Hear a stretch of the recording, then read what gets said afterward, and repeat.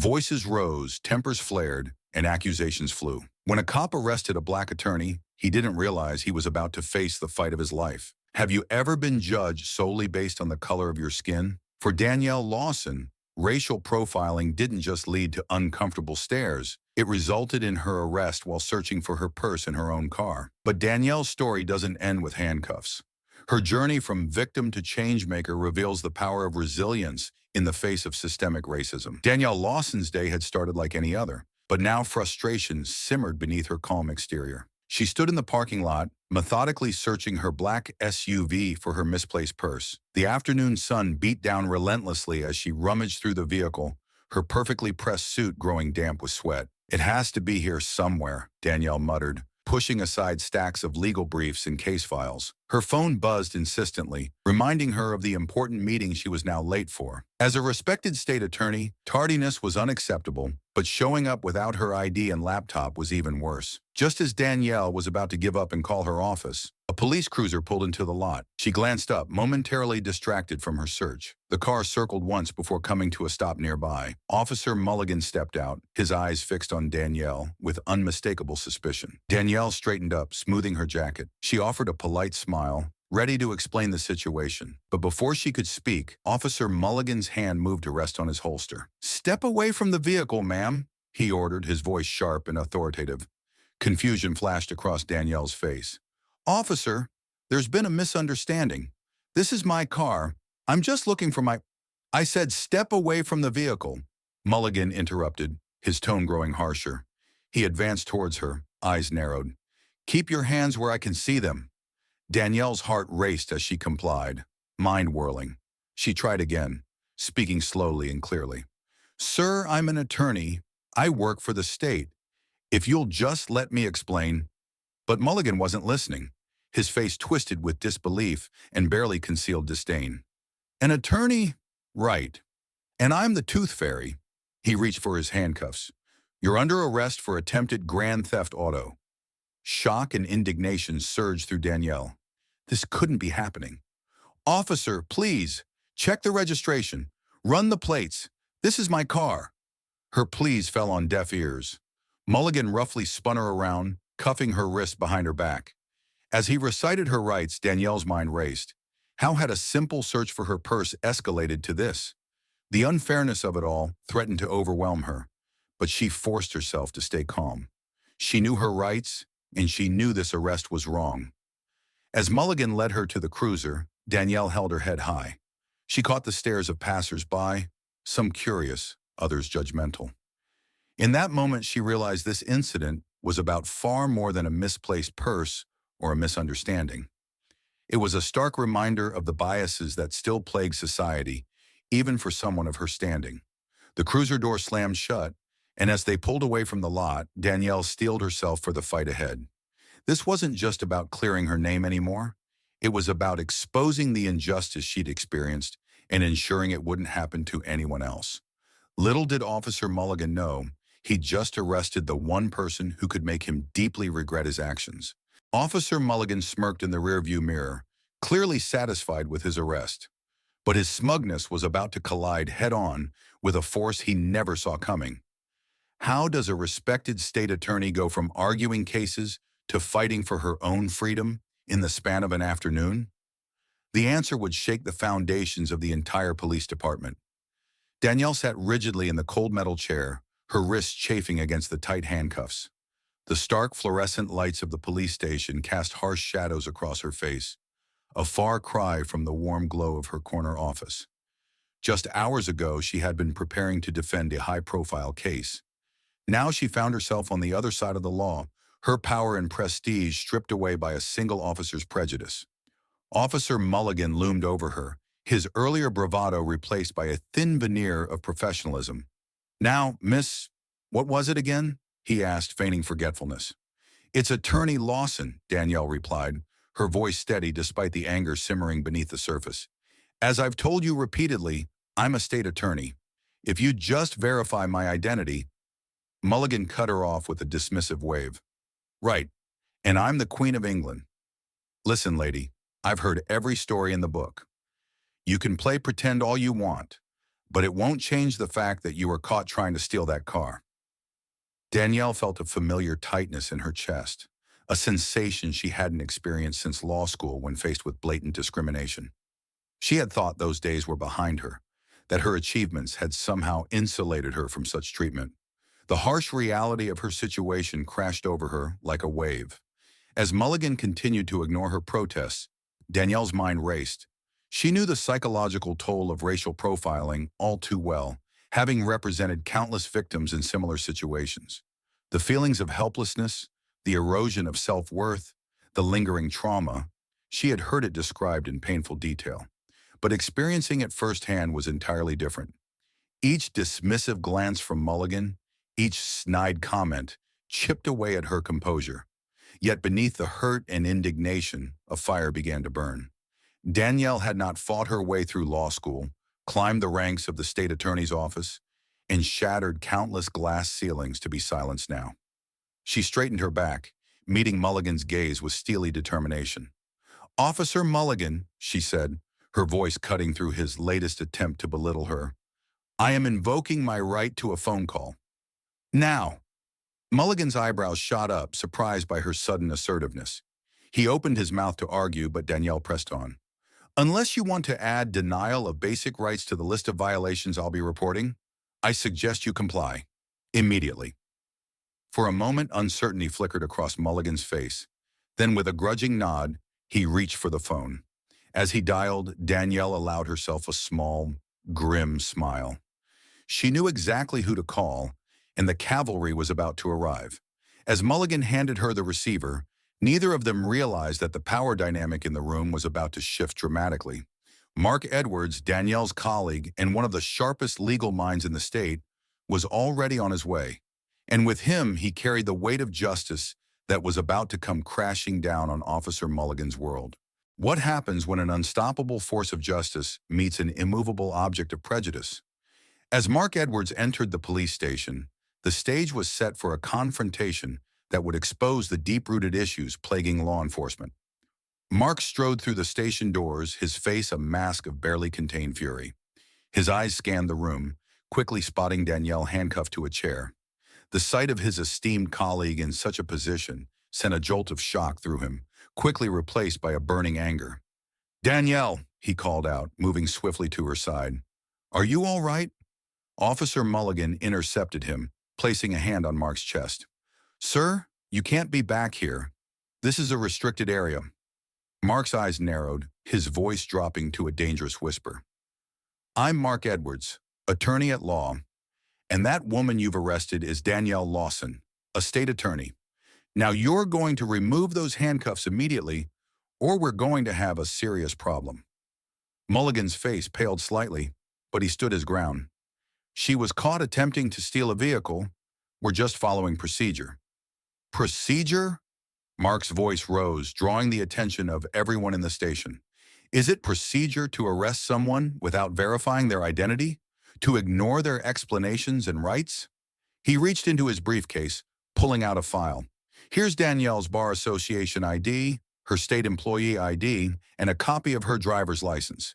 Care to explain how you missed all of this during your thorough investigation?" The atmosphere in the station shifted palpably. Other officers began to gather, watching the confrontation unfold.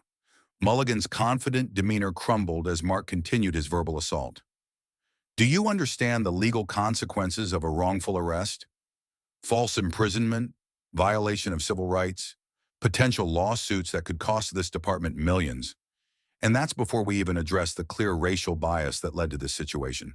Danielle watched the scene unfold, a mix of relief and lingering anger coursing through her. She saw the other officers exchanging worried glances, realizing the gravity of the situation. A senior officer stepped forward, his face grave. "Officer Mulligan, uncuff Attorney Lawson immediately. Ms. Lawson, Mr. Edwards, please accept our deepest apologies for this misunderstanding. We'll be conducting a full investigation into this incident." As the handcuffs fell away, Danielle rubbed her wrists, the reality of her ordeal sinking in. She was free, but the memory of her treatment would not fade so easily. Mark helped her to her feet, his voice low and concerned. "We're not done here, Danielle. This can't be swept under the rug." Danielle nodded, her eyes meeting Mulligan's across the room. The officer looked away, unable to hold her gaze.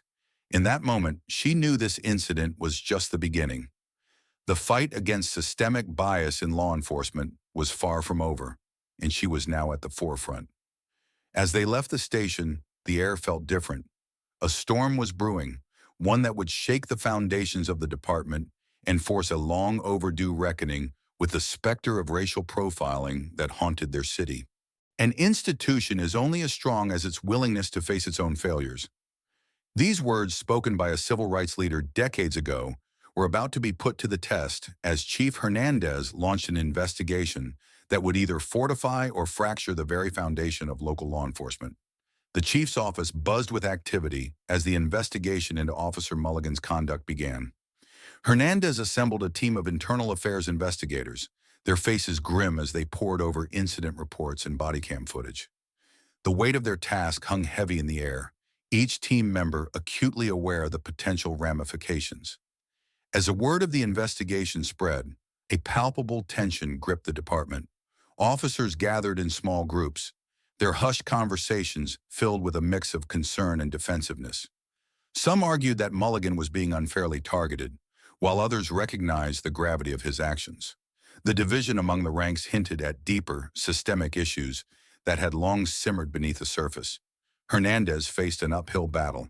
Addressing racial bias in law enforcement was no simple task, especially when confronted with a culture of silence and protective instincts among officers. He knew that for every step forward, there would be resistance pushing back. The statistics were damning. A recent study had shown that only 1 in 12 complaints of racial profiling resulted in disciplinary action against officers. The numbers painted a stark picture of a system struggling to hold its own accountable. Hernandez couldn't help but wonder how many incidents like Danielle's had been swept under the rug over the years. As the investigation progressed, evidence mounted against Mulligan. Body cam footage revealed the officer's dismissive attitude and blatant disregard for protocol. Witness statements corroborated Danielle's account of events. Yet even as the case against Mulligan grew stronger, so did the pushback from certain factions within the department. Anonymous letters appeared on Hernandez's desk, warning of low morale and accusing him of betraying his own. The police union bristled, preparing for a fight, but Hernandez stood firm, knowing that the integrity of the entire force hung in the balance. Weeks passed, and the tension in the department reached a fever pitch. Officers and staff alike held their breath, waiting for the other shoe to drop. Finally, Hernandez called a department-wide meeting. The chief stood before his officers, his face etched with determination. After a thorough investigation, he announced, Officer Mulligan's employment with this department has been terminated, effective immediately. A collective gasp rippled through the room, followed by a mix of murmurs, some of relief, others of anger. Hernandez raised his hand for silence. This decision was not made lightly, but it is necessary. We cannot uphold the law if we are not willing to hold ourselves to the highest standards. As the news spread, Danielle Lawson sat in her office, a complex mix of emotions washing over her. Justice had been served, but she knew this was just the beginning. The roots of prejudice ran deep, and one officer's termination wouldn't erase years of ingrained biases. Her phone buzzed with a message from Chief Hernandez, requesting a meeting to discuss further steps towards reform. Danielle took a deep breath, steeling herself for the challenges ahead. The wheels of justice had begun to turn, but the road to true equality stretched far into the distance. Justice had been served, or had it? As Danielle considered Chief Hernandez's request to meet, she realized that true change would require more than just disciplinary action. She was about to embark on a journey that would challenge not just the police department, but the entire community's perception of law enforcement. Danielle sat in her office, staring at the message from Chief Hernandez. The termination of Officer Mulligan felt like a hollow victory. She knew that removing one officer wouldn't address the deeply rooted issues plaguing the department. With a determined sigh, she began compiling notes for their meeting, her mind racing with ideas for broader reforms. As she walked into the police station the next day, Danielle felt the weight of countless stares. Some officers nodded respectfully, while others averted their gaze. The tension was palpable. Chief Hernandez greeted her with a tired smile. the strain of recent events evident on his face. "Ms. Lawson, thank you for coming. I hope we can work together to prevent incidents like yours from happening again," he said, gesturing for her to take a seat. Danielle didn't mince words. "Chief, while I appreciate the action taken against Officer Mulligan, we both know this is just the tip of the iceberg. We need to address the systemic issues that allowed his behavior to go unchecked for so long."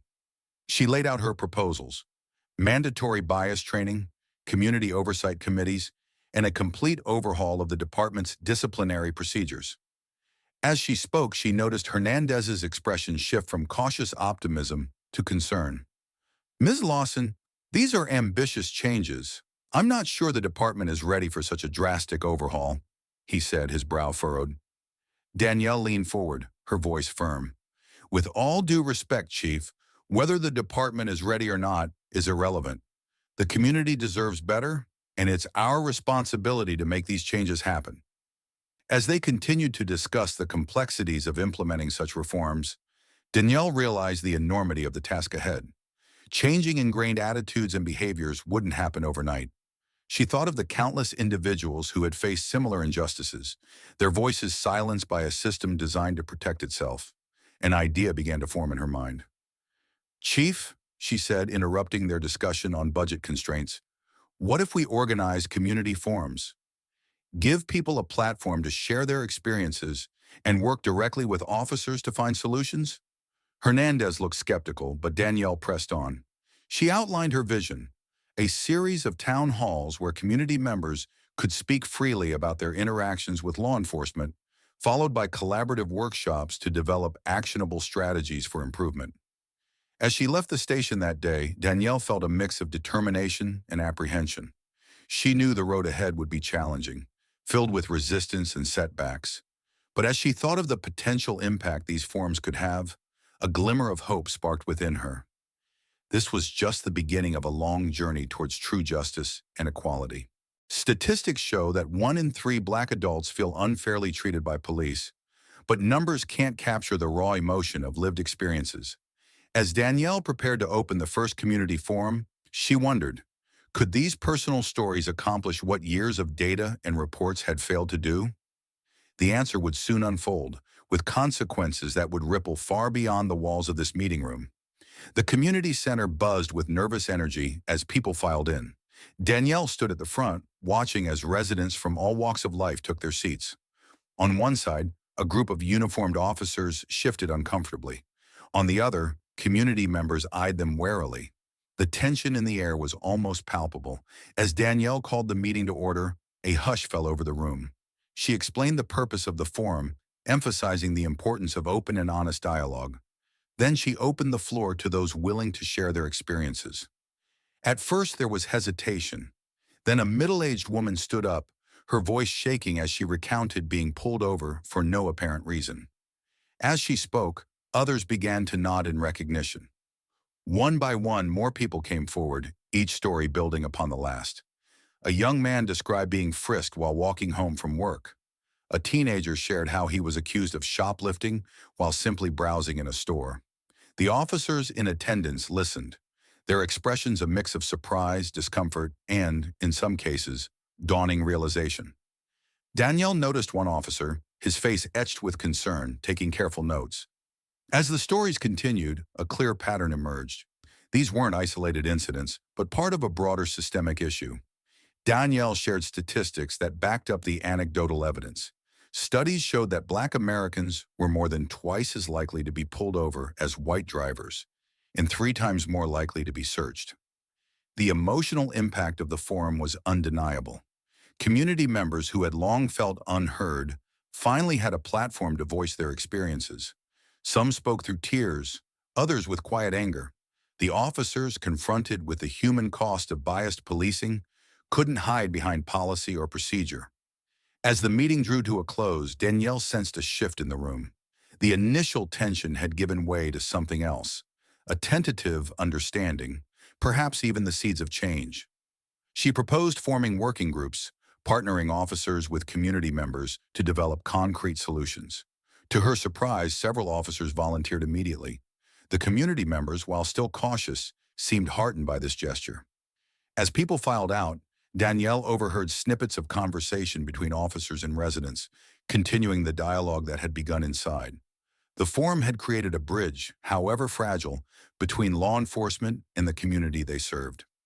Danielle knew this was just the first step on a long journey, but it was a crucial one. As she gathered her notes, her mind was already racing with ideas for how to build on this momentum and push for lasting change in local policing policies. The Oversight Committee had long been criticized as a toothless entity, a mere checkbox for the appearance of accountability. Now they were offering Danielle a seat at the table. But was this a genuine olive branch or a calculated move to neutralize her growing influence? Danielle stared at the invitation, her mind racing. The weight of the opportunity pressed down on her shoulders. She knew that joining the committee could give her a direct line to influence policy, but it also meant working within a system she'd been fighting to change. The thought of sitting across from some of the very officers who had dismissed her concerns made her stomach churn. As she entered the first committee meeting, Danielle felt the weight of skeptical gazes. Some members shifted uncomfortably in their seats, while others openly scowled. Captain Rodriguez, a veteran officer known for his resistance to change, cleared his throat. "Ms. Lawson, while we appreciate your perspective, I hope you understand that policing is a complex matter. It's not something that can be overhauled overnight based on a few isolated incidents." Danielle took a deep breath, steeling herself. She had anticipated this resistance. "I understand your concerns, Captain, but what we're facing isn't a few isolated incidents. It's a systemic issue that requires systemic solutions." As the meeting progressed, Danielle found herself constantly pushing back against entrenched attitudes. Every suggestion for reform was met with a litany of excuses: budget constraints, union agreements, officer morale. It became clear that implementing meaningful change from within would be an uphill battle. Dr. Angela Harper, an expert on civilian oversight and law enforcement, had warned Danielle about these challenges. "Oversight committees can be effective," she had said, "but only if they have real power and if their recommendations are taken seriously. Too often, they become a way for departments to claim transparency without actually changing anything." Despite the resistance, Danielle pressed on. She spent weeks researching, consulting experts, and drafting a comprehensive plan to address racial bias in the department. As she prepared to present her proposals, she knew she was walking a tightrope. Push too hard and she risked alienating potential allies. But if she compromised too much, nothing would change. The day of her presentation arrived. Danielle stood before the committee, her heart pounding but her voice steady. "Today, I'm proposing a series of reforms that will not only address individual acts of bias, but will fundamentally reshape how our department interacts with the community." As she outlined her plan, Danielle watched the faces of the committee members. Some nodded thoughtfully, while others frowned in disapproval. The tension in the room was palpable. When she finished, there was a moment of heavy silence. Then slowly, hands began to raise with questions. The real challenge was just beginning. As Danielle concluded her presentation, a tense silence settled over the room. The committee members exchanged uneasy glances, the weight of her proposed reforms hanging heavy in the air. Captain Rodriguez was the first to break the silence, his voice tight with barely contained frustration. "Ms. Lawson, while I appreciate your enthusiasm, these proposals are simply unrealistic. They would cripple our ability to effectively police this city." Danielle had anticipated this resistance. She calmly pulled out a folder filled with meticulously compiled data. "Actually, Captain, similar reforms have shown remarkable success in other jurisdictions. In Oakland, for example, the implementation of a civilian oversight board led to a 23% decrease in use of force incidents within the first year." As she spoke, Danielle could see the lines being drawn. Several committee members nodded thoughtfully at her words, while others shifted uncomfortably in their seats. The police union representative, a stocky man named Frank Barton, leaned forward with a scowl. "This isn't Oakland," he growled. "Our officers put their lives on the line every day. These reforms would tie their hands and put them at risk." The debate grew heated as arguments flew back and forth. Danielle found herself constantly on the defensive, countering each objection with carefully researched facts and figures. She pointed out how bias training had reduced racial disparities in traffic stops by 35% in New Jersey, and how community policing initiatives had improved trust and cooperation in cities across the country. As the discussion wore on, Danielle could sense the momentum shifting. Some of the initially skeptical committee members were now asking thoughtful questions, their expressions softening as they considered the potential benefits of her proposals. The tension in the room reached a fever pitch as the time for voting approached. Danielle's heart raced as she made her final appeal. We have a chance to be leaders here, to show that real change is possible. These reforms aren't just about addressing past wrongs. They're about building a safer, more just future for everyone in our community. When the votes were tallied, Danielle held her breath. By the narrowest of margins, the committee approved a pilot program to implement her reforms. The room erupted into a mix of cheers and grumbles, but Danielle barely heard them. She was already thinking ahead to the challenges of implementation, knowing that the real work was just beginning. As she gathered her papers, Danielle caught Captain Rodriguez's eye. His expression was unreadable, but she could sense the storm brewing beneath the surface. The battle for change had been won, but the war was far from over. The pilot program for Danielle's reforms kicked off with a mandatory bias training session. Officers filed into the conference room, their expressions ranging from open curiosity to thinly veiled skepticism.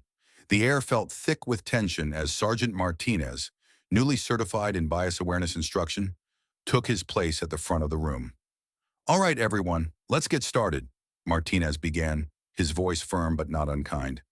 "We're here to learn, not to point fingers or assign blame." As the session progressed, the room's atmosphere shifted. Some officers leaned forward, engaged in the discussion, while others crossed their arms, their body language screaming resistance. Officer Chen raised her hand, her brow furrowed in thought. "I've always tried to treat everyone equally. Are you saying that's not enough?" Martinez nodded, acknowledging the question. "It's a good start, but unconscious bias can affect even the most well-intentioned among us. That's why we're here, to recognize and address those biases." The challenge of changing long-held beliefs and ingrained behaviors became increasingly apparent as the training continued. Dr. Amelia Reeves, a leading expert in police psychology, had warned Danielle about this very issue. "Overcoming bias isn't just about learning new information," she had explained.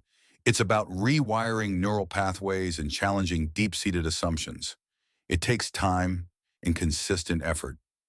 As weeks passed, the department saw a mix of progress and setbacks. Some officers embraced the new accountability measures, while others bristled at the increased scrutiny. Captain Rodriguez found himself navigating a delicate balance, supporting the reforms while addressing concerns from his more resistant officers. Despite the challenges, early data began to paint a promising picture. Reports of racial profiling incidents decreased by 15% in the first 2 months of the program. Community feedback, while still cautious, showed signs of improvement. At a local coffee shop, Officer Thompson found himself engaged in a friendly conversation with a group of young black men, an interaction that might have been tense or confrontational just a few months earlier. As word of the changes spread, other departments in neighboring cities began to take notice. Danielle received calls from chiefs and community leaders, all eager to learn more about the program's implementation and results. She knew the work was far from over, but as she reviewed the latest progress report, a small smile tugged at her lips. The seeds of change were beginning to take root, and their impact was already rippling beyond the confines of their city. While progress reports painted a rosy picture, the true test of Danielle's reforms lay in the day-to-day interactions between officers and citizens. As summer temperatures rose, so did tensions in certain neighborhoods. The stage was set for a confrontation that would reveal whether real change had taken root or if it was merely a facade. On a sweltering Tuesday afternoon, Officer Sarah Chen patrolled Oakwood Park, an area known for its history of tense police-community relations. As she approached a group of young men playing basketball, she noticed their body language stiffen. Normally, such a reaction might have put her on edge, but Chen's recent training kicked in. She took a deep breath, relaxed her posture, and offered a friendly wave. "Mind if I join you guys for a quick game?" she called out, her voice deliberately casual. The young men exchanged glances, surprise evident on their faces. After a moment's hesitation, one of them tossed her the ball. As they played, the initial wariness gave way to laughter and good-natured trash talk. When Chen left, she high-fived each player, leaving behind a palpable sense of warmth. Across town, similar scenes unfolded. Officer Rodriguez, once known for his hardline approach, now spent time chatting with shop owners on his beat. At the community center, a group of officers volunteered to mentor at-risk youth, fostering connections that transcended the uniform. Yet skepticism persisted. At a recent town hall meeting, longtime community activist Marcus Johnson voiced his concerns. "These changes are all well and good," he said, his voice tinged with doubt. "But how do we know they're not just for show?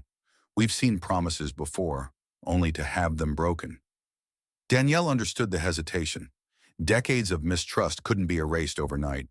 She redoubled efforts to build transparency, implementing a public dashboard that tracked police interactions and complaint resolutions in real time. Community members were invited to participate in officer training sessions, offering their perspectives and experiences. The statistics told a compelling story. Use of force incidents had decreased by 30% since the implementation of the reforms. Civilian complaints were down by 25%, and satisfaction surveys showed a marked improvement in community police relations. But numbers alone couldn't capture these subtle shifts taking place. It was in the way elderly Mrs. Rodriguez now waved at passing patrol cars instead of hurrying inside. It was in the increased attendance at police community events and in the growing number of citizen applications to join the force. The true test came on a muggy Friday night. A heated argument outside a local bar threatened to escalate into violence. Officer Thompson arrived on the scene, his hand instinctively moving towards his weapon. Then he paused, remembering his training. Instead of barking orders, he approached calmly, his voice measured and respectful. "Gentlemen, let's talk this through," he said, positioning himself not as an enforcer, but as a mediator. Tensions slowly diffused. As the crowd dispersed, a bystander approached Thompson. "I've lived here for 30 years, the man said, his voice thick with emotion. "Never thought I'd see the day when a cop would handle something like that without throwing his weight around." As word of the incident spread, it became clear that something fundamental had shifted. The seeds of change planted by Danielle's reforms were beginning to bear fruit, promising a new era of community police relations built on mutual respect and understanding. The success of Danielle's reforms rippled outward, catching the attention of neighboring police departments.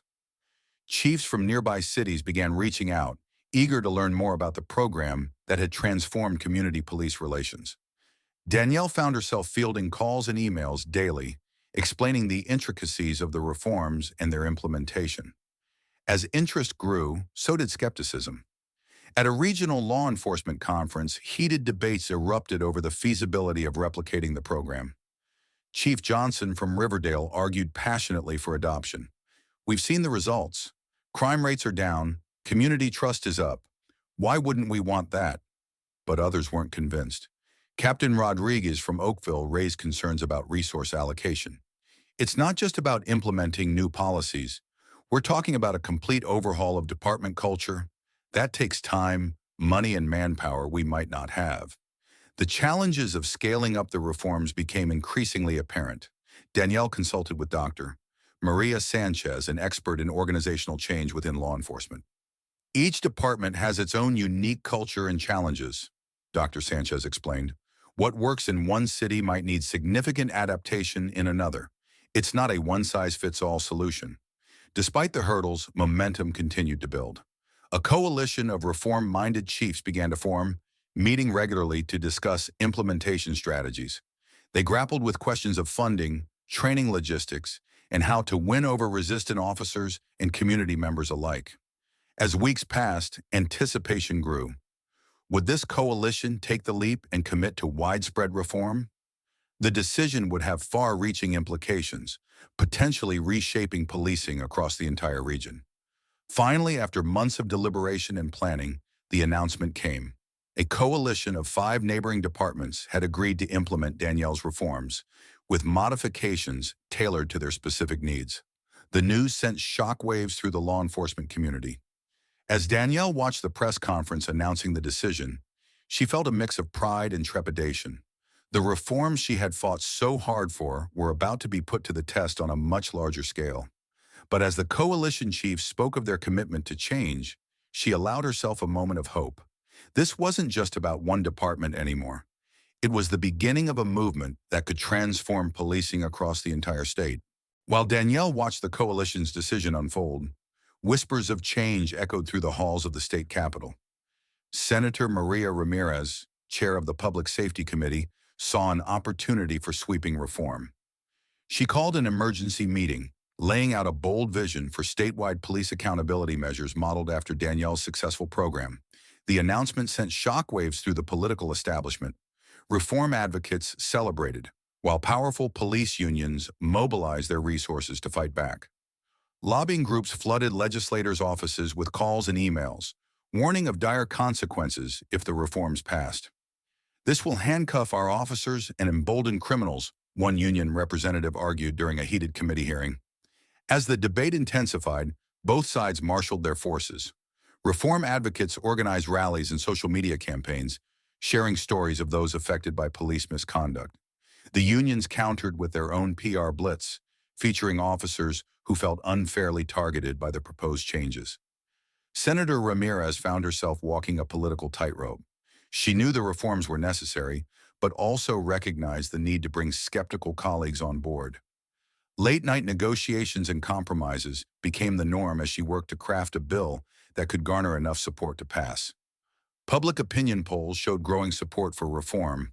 A recent survey found that 65% of state residents favored stricter accountability measures for law enforcement. Yet the margins in the legislature remained razor-thin. As the date for the crucial vote approached, tension in the Capitol reached a fever pitch.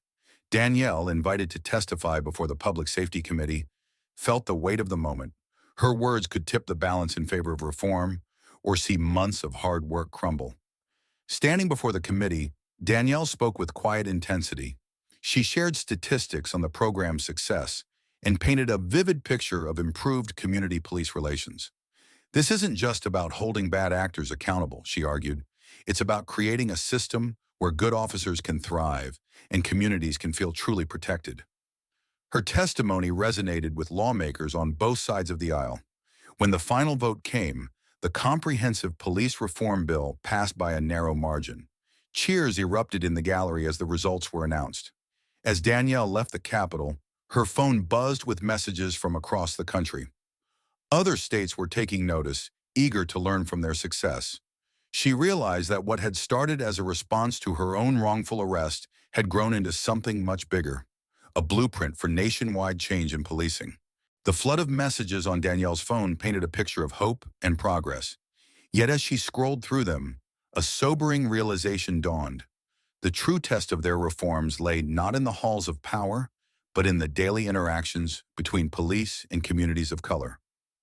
How would they measure success when lives hung in the balance? Danielle stood at her office window, gazing out at the city skyline. The weight of the past year's achievements pressed upon her shoulders, a mix of pride and lingering unease. Legislative victories and policy changes were vital steps, but they couldn't erase generations of mistrust overnight. She thought of Officer Chen's recent encounter in Oakwood Park, how a simple game of basketball had bridged a chasm of suspicion. Such moments gave her hope, but they also highlighted the fragility of their progress. One misstep, one unwarranted use of force, could unravel months of careful work.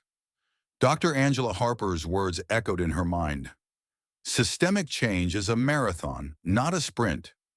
We're rewiring deeply ingrained biases and institutional practices.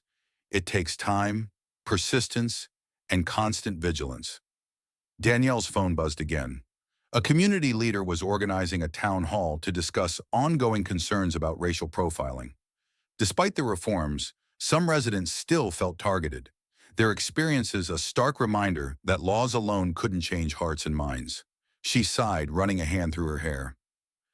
The road ahead was long and winding, with obstacles she couldn't yet see.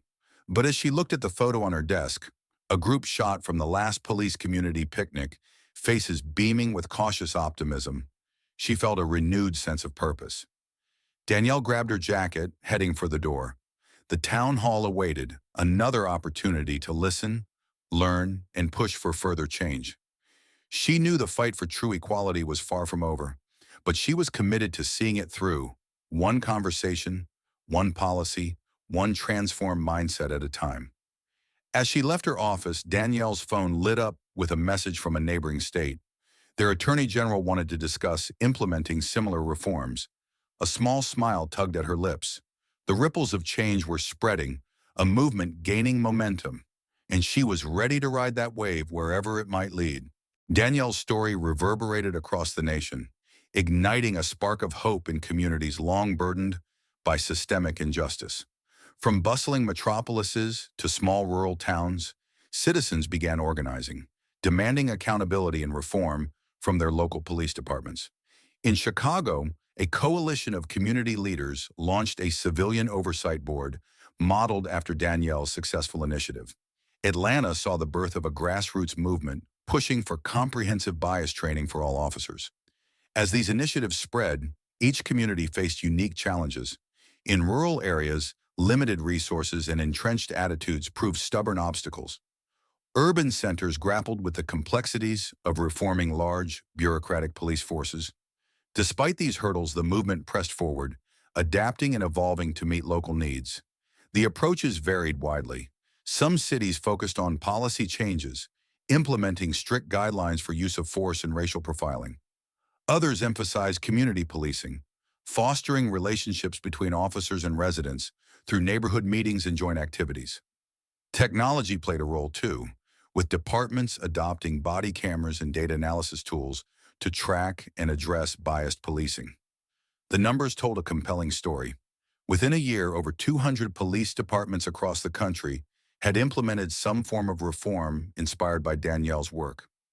A national survey revealed that 68% of Americans supported these initiatives, recognizing the urgent need for change. As momentum built, anticipation grew for the first national conference on police reform and community relations.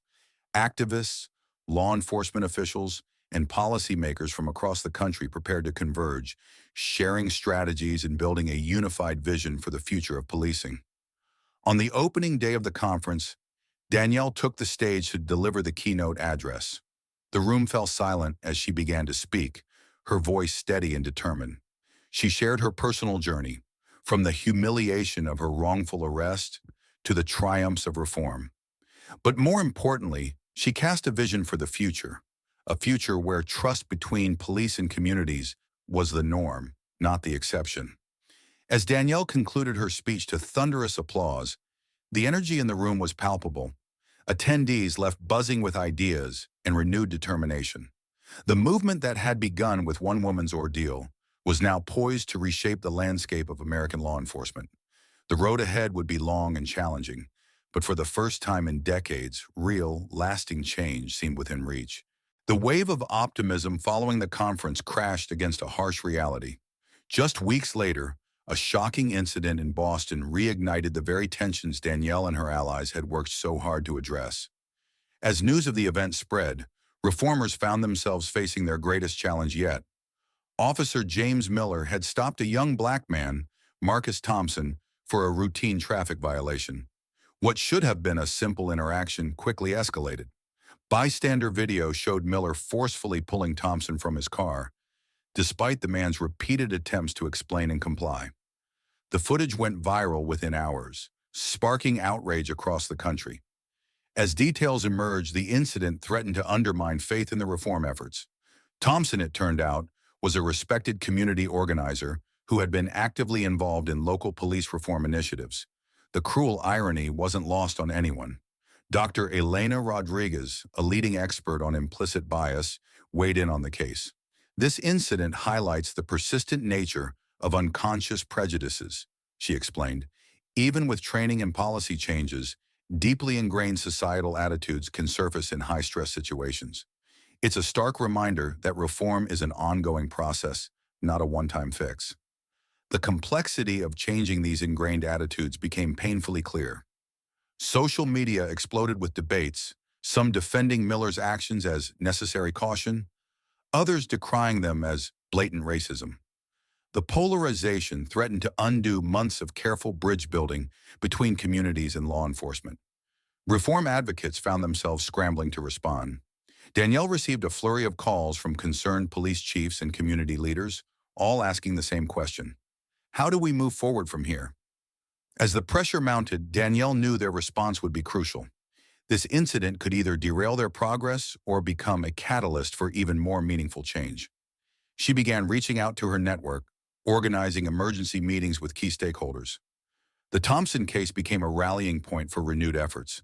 Instead of retreating, reform advocates pushed harder. They used the incident to highlight the need for more comprehensive training, stricter accountability measures, and deeper community involvement in policing. As the dust began to settle, a new determination emerged. The battle for true equality in law enforcement was far from over, but the movement was ready to evolve, adapt, and push even harder for lasting change. While progress had been made in police reform, Danielle Lawson knew that lasting change required nurturing a new generation of advocates. She began visiting schools and youth organizations, sharing her story and vision for a more just future. At Westfield High School, Danielle stood before a sea of young faces, their expressions a mix of curiosity and skepticism. "I was once where you are," she began, her voice carrying across the auditorium. "Angry at injustice, frustrated by slow progress. But I learned that change doesn't happen overnight. It takes persistence, creativity, and most importantly, hope." As Danielle spoke, she could see some students lean forward, engaged by her words. Others slouched in their seats, eyes glazed over with disillusionment. One boy raised his hand, his voice tinged with frustration. "But nothing's really changed. Police are still harassing people in my neighborhood. What's the point of all this reform talk?" Danielle nodded, acknowledging his pain. "I understand your frustration. Change is slow, and sometimes it feels like we're taking one step forward and two steps back. But let me share some numbers with you." She pulled up a slide showing recent statistics. Youth engagement in social justice movements has increased by 40% in the last 2 years. Young people like you are leading marches, creating apps to report police misconduct, and running for local office. You have the power to shape the future. As she continued her presentation, Danielle could see a spark igniting in some of the students' eyes. She introduced them to successful youth-led initiatives from across the country, from community garden projects that brought officers and residents together, to mentorship programs pairing at-risk teens with reformed ex-offenders. By the end of her talk, a group of students approached Danielle, buzzing with ideas. Among them was Maria Gonzalez, a junior with a determined glint in her eye. "Ms. Lawson, we want to do something here, in our community. Can you help us?" Over the next few months, Danielle worked closely with Maria and her classmates. They developed a community outreach program that brought local officers into schools for open dialogues and collaborative projects. The initiative gained traction, spreading to neighboring districts and catching the attention of local media. As Danielle watched these young advocates in action, she felt a renewed sense of hope. They were not just the leaders of tomorrow, they were making a difference today. The seeds of change she had planted were beginning to blossom, promising a future where justice and equality were not just ideals, but lived realities. The Future of Policing Conference buzzed with excitement as experts from around the world gathered to discuss emerging technologies and strategies. Danielle Lawson stood at the back of the crowded auditorium, her eyes scanning the room filled with law enforcement officials, tech innovators, and community leaders. The air crackled with anticipation as the keynote speaker took the stage, ready to unveil the latest advancements in predictive policing algorithms. As the presentation progressed, Danielle noticed a growing tension in the room. Some attendees nodded enthusiastically at the promise of AI-driven crime prevention, while others shifted uncomfortably in their seats. The debate that followed was heated, with passionate arguments on both sides.